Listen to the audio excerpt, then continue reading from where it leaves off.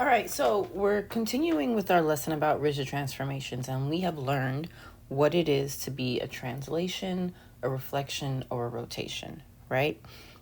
Now, we have also figured out that when I do one of these rigid transformations, the size and the shape don't change. And so the question is, well, how do you know? How can you prove that? And one way to prove that is by looking at the parallel lines. So when you start off with your shape, certain sides have lines that are parallel. So we need to understand, well, what does that even mean, right? So take a moment to, in your own words, write out, what does it mean to have parallel lines? What does the word parallel mean? So take a moment. You can pause me if you need to. What does parallel mean? My definition of parallel is it's two lines that will never cross. I'm going to blow this up a little bit. So it's two lines that never cross or intersect, okay? Another way of thinking about that is you have two lines that are always the same distance apart. There's an I there. Two lines that are the same distance apart, like always. That distance never changes. And so if I had to draw that out, well, parallel can look like this. So if this is a line, this will be the parallel line, right? They're never going to touch. These lines never cross. This distance between them stays the same. They might be facing this way. These are also parallel lines. They might be diagonal. It doesn't matter which way they're facing, just as long as you know these lines are never going to come any closer together. They always stay the same distance apart. They're never going to cross.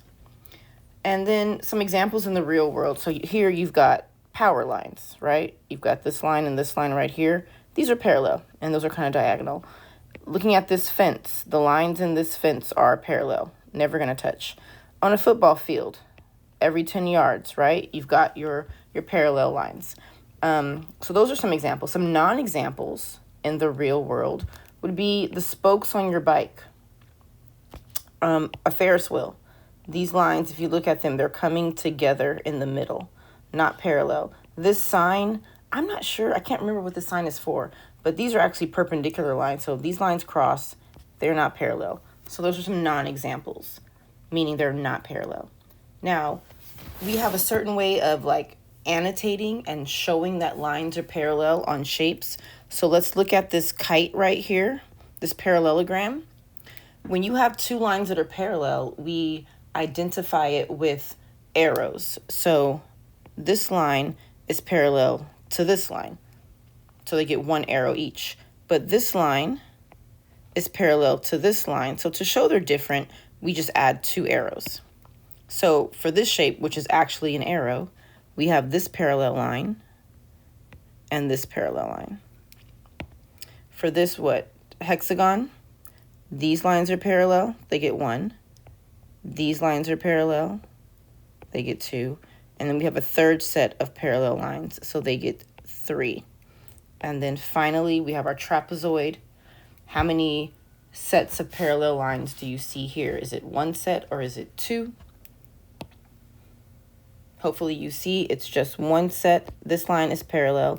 These lines, if I were to continue drawing them, eventually they would cross. So those lines are not parallel. Just one set of parallel lines. So that's how we annotate it, and that's what I'm going to expect you to be able to do on the work that we do moving forward.